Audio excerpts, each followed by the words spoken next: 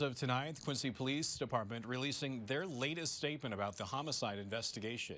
They said in part, quote, "Our investigations division has been actively investigating this violent crime to identify and apprehend the person or persons responsible." They say 8 detectives, 3 investigative supervisors, an investigator from the Illinois State Police, and attorneys from the Adams County State's Attorney's Office have been working together on the case. Chief Adam Yates says this investigation is their highest priority.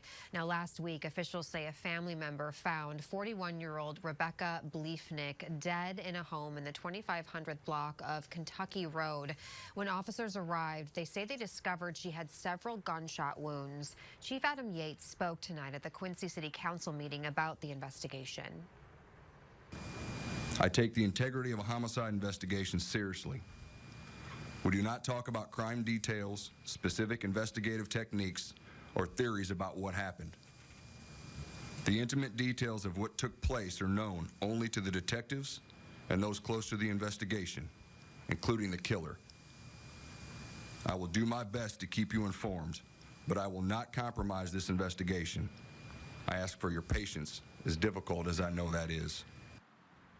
And Yates says the community hasn't seen a crime like this since 2019. He says in an investigation like this, it is crucial that detectives meet and talk with people who have information that can help solve the case.